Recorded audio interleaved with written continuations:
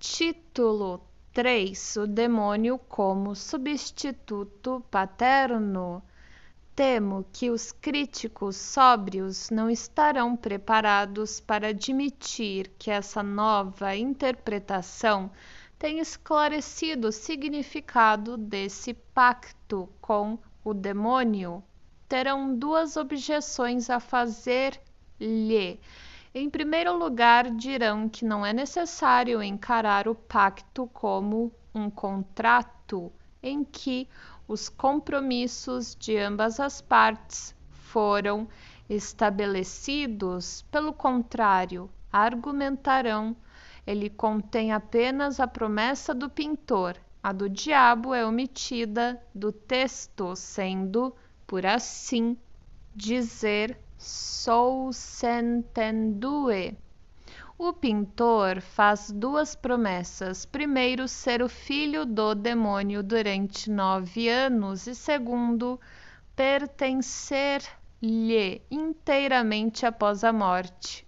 Assim, uma das premissas em que nossa conclusão se funda seria dispensada. A segunda objeção será a de não termos justificativa para ligar qualquer importância especial à expressão filho obrigado do demônio, que ela não é mais que uma figura comum de retórica, que qualquer um poderia interpretar da mesma maneira como os reverendos padres podem ter feito, pois, em sua tradução latina, eles não mencionam o relacionamento filial prometido nos compromissos, mas simplesmente dizem que o pintor mancipavit a si próprio, tornava-se mancípio ao maligno e empreendia levar uma vida pecaminosa e negar Deus e a Santíssima Trindade. Por que afastarmo-nos dessa visão óbvia e natural do assunto? A posição seria simplesmente a de um homem que, no tormento e perplexidade de uma depressão melancólica, assina um compromisso com o demônio, a quem atribui o maior poder terapêutico.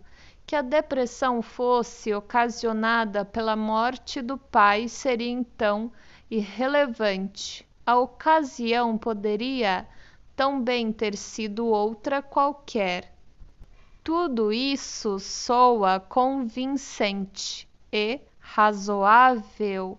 A psicanálise mais uma vez tem de enfrentar a censura de fazer complicações bizantinas das coisas mais simples e de ver mistérios e problemas onde nenhum deles existe, e que assim procede por dar ênfase indevida a pormenores insignificantes e irrelevantes, tais como ocorrem em todas as partes, e transformá-los na base das mais estranhas e exageradas conclusões. Seria inútil pontarmos que essa rejeição de nossa interpretação negaria muitas notáveis analogias e romperia certo número de sutis conexões que pudemos demonstrar. Nesse caso, nossos opositores dirão que essas analogias e conexões não existem de fato, mas que as trouxemos para o caso com engenhosidade totalmente dispensável, não prefaciarei minha resposta com as palavras, para ser honesto ou para ser sincero, porque ser um ou outro é sempre uma necessidade que dispensa quaisquer preliminares especiais. Em vez disso, simplesmente direi saber muito bem que nenhum leitor que já não acredite na justificabilidade do modo de pensamento psicanalítico adquirirá essa crença com o caso do pintor do século XVII, Christoph Heisman. Tampouco é minha intenção usar esse caso como prova da validade da psicanálise. Pelo contrário, pressuponho sua validade e estou empregando-a para lançar luz sobre a moléstia demoníaca do pintor. Minha justificação para assim proceder reside no sucesso de nossas investigações da natureza das neuroses em geral. Podemos dizer com toda a modéstia que hoje mesmo os mais obtusos de nossos colegas e contemporâneos estão começando a entender que nenhuma compreensão dos estados neuróticos pode ser alcançada sem o auxílio da psicanálise. Abre aspas, estas lanças podem conquistar Troia, estas lanças sozinhas. Fecha aspas, como confessa Odisseu no Filocteto de Sófocles. Se estamos com a razão em considerar o compromisso de nosso pintor com o demônio como uma fantasia neurótica, não há necessidade de novas escusas para considerá-la psicanaliticamente. Mesmo pequenas indicações possuem significado e importância, e muito especialmente quando se acham relacionadas às condições em que uma neurose se origina. Com efeito, é tão possível supervalorizá-las quanto subvalorizá-las, sendo questão de julgamento saber até onde se pode ir no explorá-las, mas a todo aquele que não acredite na psicanálise ou, a propósito, nem mesmo no diabo, deve-se deixar que faça o que puder no caso do pintor, seja ele capaz de fornecer uma explicação própria, seja que nada veja ali que necessite de explicação. Retornemos, portanto, à nossa hipótese de que o demônio com quem o pintor assinou o compromisso era um substituto direto de seu pai. E isso é confirmado pela forma sob a qual o diabo pela primeira vez lhe apareceu, como um honesto cidadão de idade de barbas castanhas, vestido com uma capa vermelha e apoiando-se com a mão direita numa bengala com um cão negro ao lado. A primeira ilustração. Posteriormente, sua aparência torna-se cada vez mais terrificante, mais mitológica, dir-se-ia. Está aparelhado com chifres, garras de água e asas de morcego. Teremos de retornar mais tarde a um pormenor específico de sua forma corporal. De fato, soa estranho que o diabo seja escolhido como substituto para um amado Pai.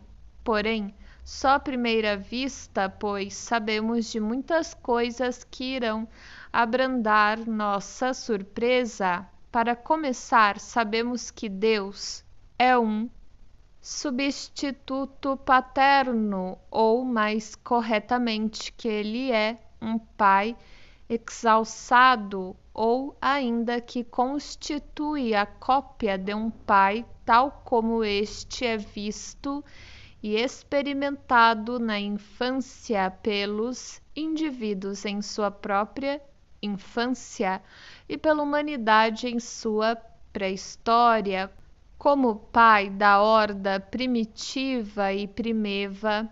Posteriormente na vida, o indivíduo vê seu pai como algo diferente e menor, porém a imagem ideativa que pertence à infância é preservada e se funde com os traços da memória herdados do pai primevo para formar a ideia que o indivíduo tem de Deus. Sabemos também da vida secreta do indivíduo, revelada pela análise, que sua relação com o pai foi talvez ambivalente desde o início, ou pelo menos cedo veio a ser assim.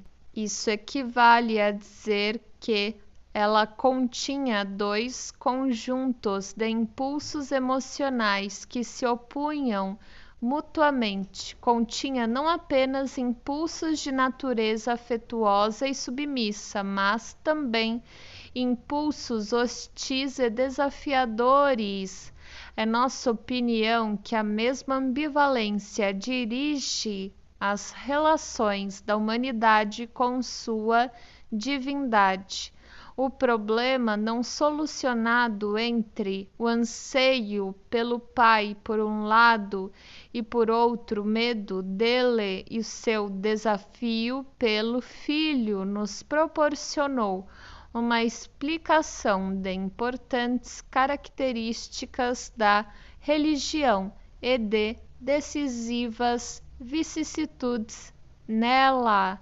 Com respeito ao demônio maligno, sabemos que ele é considerado como a antítese de Deus e, contudo, está muito próximo dele em sua natureza.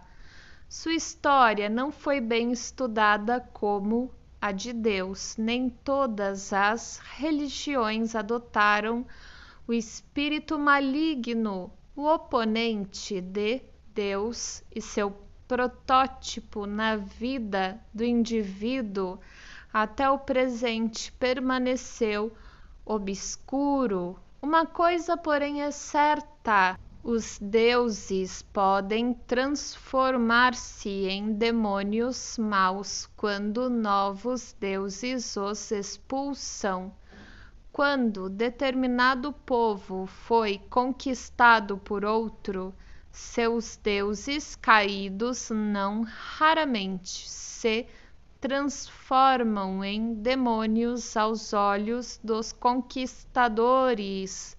O demônio mau da fé cristã, o diabo da Idade Média, foi, de acordo com a mitologia cristã, ele próprio um anjo caído e de natureza semelhante a Deus. Não é preciso muita perspicácia para adivinhar que Deus e o demônio eram originalmente idênticos, uma figura única, posteriormente cindida em duas figuras com atributos opostos. Nas épocas primitivas da religião, o próprio Deus ainda possuía todos os aspectos terrificantes que mais tarde se combinaram para formar uma contraparte dele. Temos aqui um exemplo do processo com que estamos familiarizados, pelo qual uma ideia que possui um conteúdo contraditório, ambivalente, se divide em dois opostos nitidamente contrastados, as contradições da natureza original de Deus, contudo, constituem um reflexo da ambivalência que governa a atitude do indivíduo com o seu pai pessoal. Se o Deus benevolente e justo é um substituto do pai, não é de admirar que também sua atitude hostil para com o pai, que é uma atitude de odiá-lo, temê-lo e fazer queixas contra ele, ganhe expressão na criação de Satã. Assim, o pai, segundo parece, é o protótipo individual tanto de Deus quanto do demônio. Mas deveríamos esperar que as religiões portassem marcas indeléveis do fato de que o primitivo pai primevo era um ser de maldade ilimitada, um ser mais semelhante ao demônio do que a Deus. É verdade que de modo algum é fácil demonstrar os traços dessa visão satânica do pai na vida mental do indivíduo.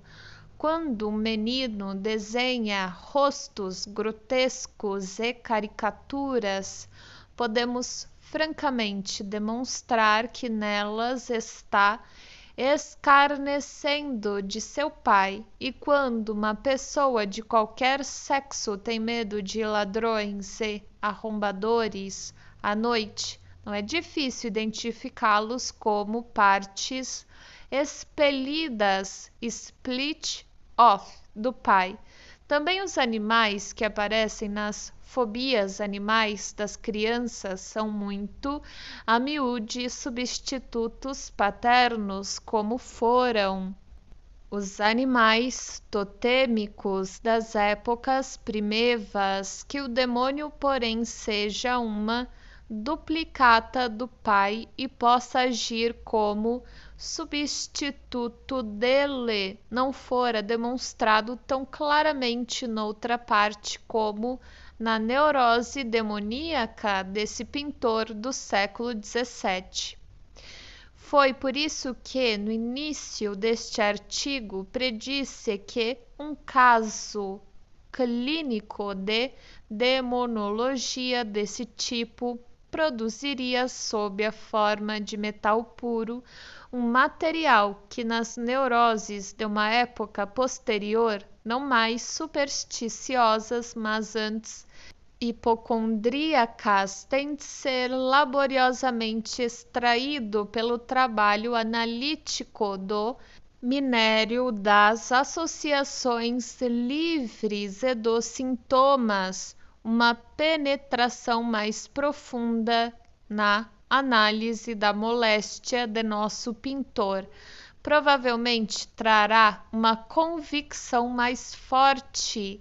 Não é algo fora do comum para um homem adquirir uma depressão melancólica e uma inibição em seu trabalho em resultado da morte do seu pai. Quando isso acontece, concluímos que o homem fora ligado ao pai por um amor especialmente intenso e recordamos com quanta frequência uma melancolia grave surge como forma neurótica de luto. Neste ponto estamos indubitavelmente certos, mas não se concluirmos ademais que essa relação foi simplesmente de amor. Ao contrário, seu luto pela perda do pai tem mais probabilidade de se transformar em melancolia quanto mais sua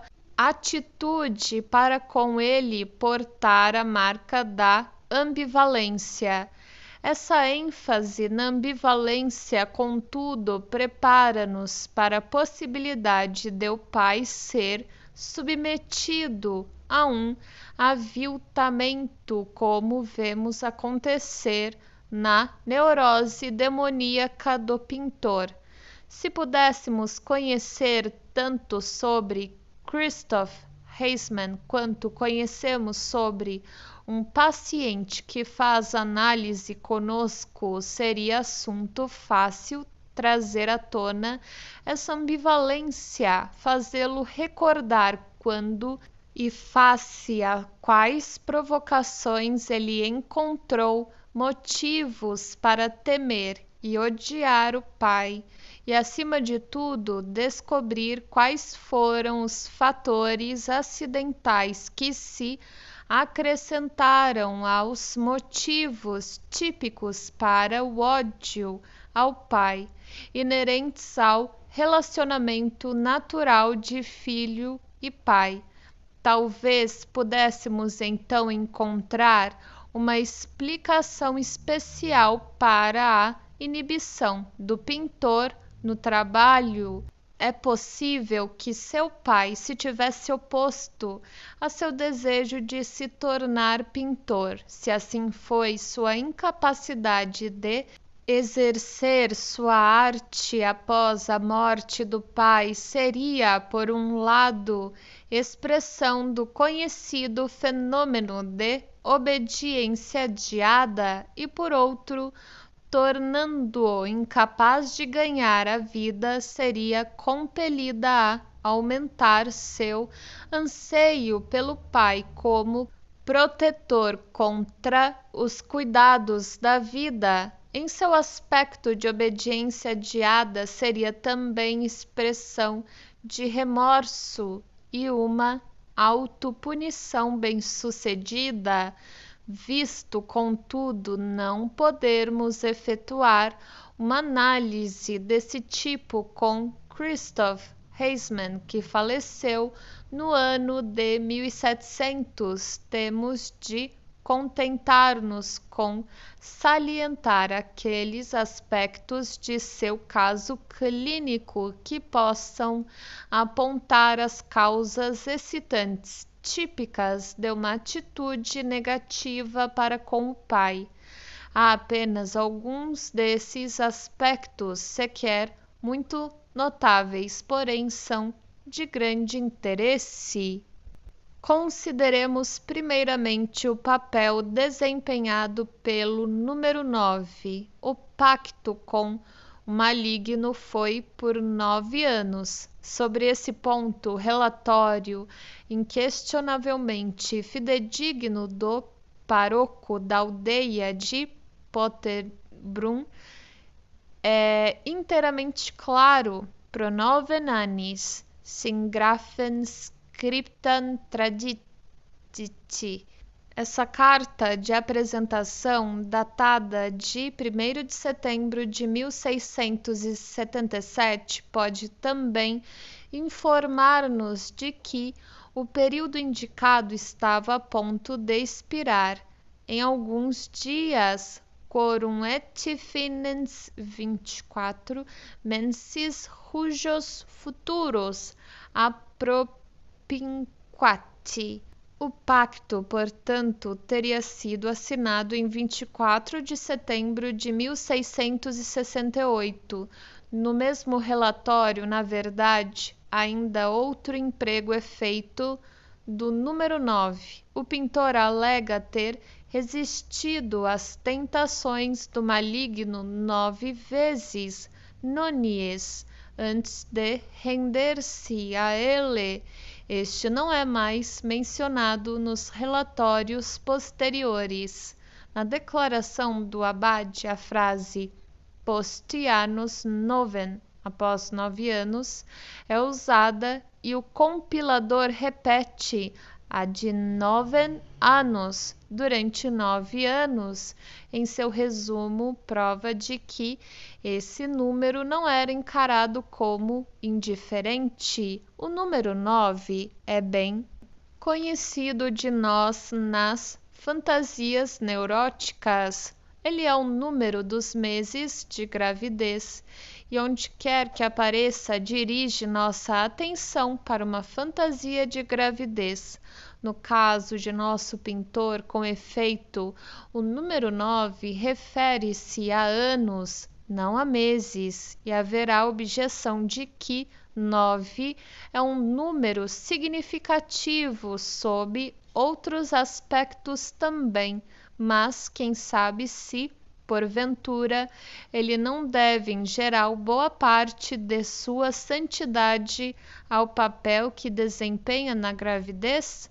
Nem precisamos ficar desconcertados pela mudança de 9 meses para 9 anos. Sabemos pelos sonhos quais as liberdades que a atividade mental inconsciente toma com os números. Se, por exemplo, em um sonho ocorre o número 5, isso pode ser invariavelmente remontado a um 5 que é importante na vida desperta. Porém, enquanto na vida desperta o 5 era uma diferença de 5 anos de idade ou um grupo de 5 pessoas, no sonho ele apareceu como 5 notas de dinheiro ou 5 frutas. Isso equivale a dizer que o número é mantido, mas seu denominador é modificado de acordo com as exigências da condensação e do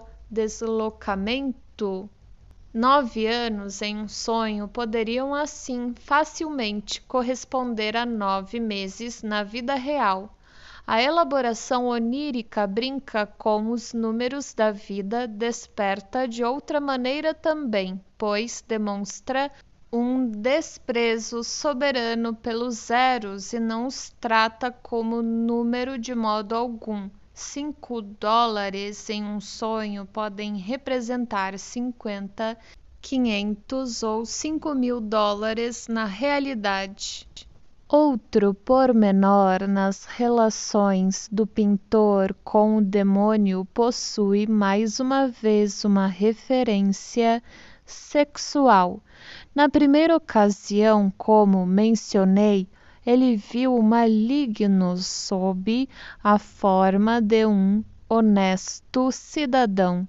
Já na segunda ocasião, o diabo estava nu e disforme e tinha 2 pares de seios femininos. Em nenhuma de suas aparições subsequentes, os seios estão ausentes, quer como par único ou duplo. Somente em um deles o demônio exibe, além dos seios, um grande pênis terminando por uma serpente. Essa ênfase do caráter sexual feminino pela introdução de grandes e pendentes seios nunca há qualquer indicação dos órgãos genitais femininos. Está fadada a parecer-nos uma contradição notável de nossa hipótese de que o demônio tinha o significado de um substituto paterno para o pintor, e de fato tal maneira de representar o demônio é, em si própria, fora do comum, onde se pensa em diabo num sentido genérico e demônios aparecem em grande número. Nada há de estranho em representar demônios femininos, mas que o demônio que constitui uma grande individualidade, o Senhor do inferno e o adversário de Deus, seja representado diferentemente de um macho e, na verdade, como um supermacho com chifres, cauda e uma grande serpente pênis. Isso, creio, jamais é encontrado. Essas duas indicações ligeiras dão-nos uma ideia de qual fator típico determina o lado negativo da relação do pintor com o pai, aquilo contra o que está se rebelando, e a sua atitude feminina para com o pai, que culmina pela fantasia de dar-lhe um filho. Os 9 anos de nossas análises temos um conhecimento preciso dessa resistência, de onde ela assume formas muito estranhas na transferência e nos dá boa dose de trabalho com o luto do pintor pelo pai perdido e a intensificação de seu anseio por ele. Também sucede nele uma reativação de sua fantasia de gravidez, há muito tempo reprimida, e ele é obrigado a se defender dela com uma neurose, com aviltamento do pai. No entanto, por que deveria seu pai, após ser reduzido à condição de demônio, portar essa marca física de uma mulher?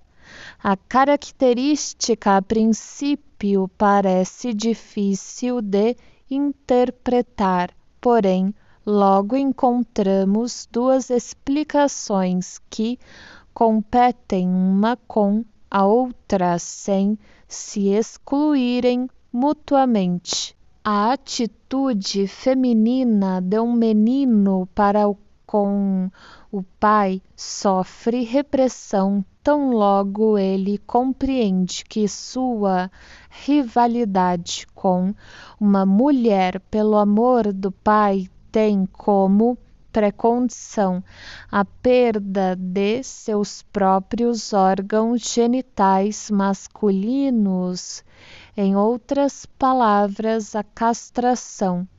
O repúdio da atitude feminina é, assim, o resultado de uma revolta contra a castração. Ela normalmente encontra sua expressão mais forte na fantasia inversa de castrar o pai, de transformá-lo em mulher. Desse modo, seios do demônio corresponderiam a uma projeção da própria feminilidade do indivíduo sobre o substituto paterno. A segunda explicação desses acréscimos femininos ao corpo do diabo não tem mais um sentido hostil, mas afetuoso. Ela vê na adoção dessa forma uma indicação de que os sentimentos ternos da criança pela mãe foram deslocados para o pai, e isso sugere que houve previamente intensa fixação na mãe, fixação que, por sua vez, é responsável por uma parte da hostilidade da criança para com o pai. Seios grandes são as características sexuais positivas da mãe, mesmo numa ocasião em que a característica negativa de uma mulher, sua falta de um pênis, ainda é desconhecida da criança. Se a repugnância de nosso pintor de aceitar a castração lhe tornou impossível apaziguar seu anseio pelo pai, é perfeitamente compreensível que se tenha voltado para a imagem da mãe em busca de auxílio e salvação. Essa a razão de haver declarado que apenas a Santa Mãe de Deus de Maria Zéu poderia libertá-lo de seu pacto com o demônio e de haver obtido sua liberdade mais uma vez no dia da Natividade da Mãe, 8 de setembro. Também não foi determinado de algum modo parecido, isso naturalmente nunca saberemos. Entre as observações feitas pela psicanálise sobre a vida mental das crianças, dificilmente existe alguma que soe tão repugnante e inacreditável a um adulto normal quanto a da atitude feminina de um menino para com o pai e a fantasia de gravidez que dela surge somente depois que o Senatspresident Daniel Paul Schreber, juiz-presidente de uma divisão da Corte de Apelação da Saxônia, publicou a história de sua doença psicótica e seu amplo restabelecimento dela, que podemos debater o assunto sem agitação ou escusas. Informa-nos esse valiosíssimo livro que, por volta da idade de 50 anos, o Senatspresident ficou firmemente convencido de que Deus, ele incidentalmente apresentava traços distintos de seu pai. O digno médico Dr. Schreber decidira emasculá-lo, utilizá-lo como mulher e engendrar nele uma nova raça de homens nascidos do espírito de Schreber. Seu próprio matrimônio era sem filhos. Em sua revolta contra essa intenção de Deus que lhe parecia altamente injusta e contrária à ordem das coisas, caiu enfermo com sintomas de paranoia, os quais, entretanto, experimentaram um processo de involução no decorrer dos anos, deixando atrás de si apenas um pequeno resíduo. O dotado autor de seu próprio caso clínico não poderia ter adivinhado que nele revelara um fator patogênico típico. Essa revolta contra a castração ou uma atitude feminina foi arrancada de seu contexto orgânico por Alfred Adler. Ele a vinculou superficial ou falsamente ao anseio de poder e postulou-a de um protesto masculino independente, de vez que uma neurose só pode originar-se de um conflito entre duas tendências. É tão justificável enxergar a causa de toda neurose do protetor masculino quanto vê-la na atitude feminina contra a qual o protesto é feito. É inteiramente verídico que esse protesto masculino desempenha papel regular na formação do caráter. Em certos tipos de pessoas, um papel muito grande e que o encontramos na análise de homens neuróticos com vigorosa resistência. A psicanálise concedeu a importância devida ao protesto masculino em vinculação com o complexo de castração, sem poder aceitar sua onipotência ou sua onipresença nas neuroses. o caso mais acentuado de protesto masculino com todas as suas reações manifestas e traços de caráter com que me defrontei na análise foi o de um paciente que me procurou para tratamento por causa de uma neurose obsessiva em cujos sintomas o conflito não solucionado entre uma atitude masculina e outra feminina, medo da castração e desejo da castração, encontrava clara expressão. Ademais, o paciente havia desenvolvido fantasias masoquistas derivadas inteiramente de um desejo de aceitar a castração, e fora mesmo além dessas fantasias a satisfação real em situações pervertidas. A totalidade de seu estado repousava como a própria teoria de Adler na repressão e negação de primitivas fixações infantis de amor. O Senatspresident Schreber encontrou o caminho da cura quando decidiu abandonar sua resistência à castração e acomodar-se ao papel feminino que lhe fora estabelecido por Deus. Passado isso, ficou lúcido e calmo, foi capaz de levar a cabo sua própria alta do asilo e levou uma vida normal, com a única exceção de dedicar algumas horas de cada dia ao cultivo de sua própria feminilidade, de cujo avanço gradual no sentido do objetivo determinado por Deus permaneceu convencido.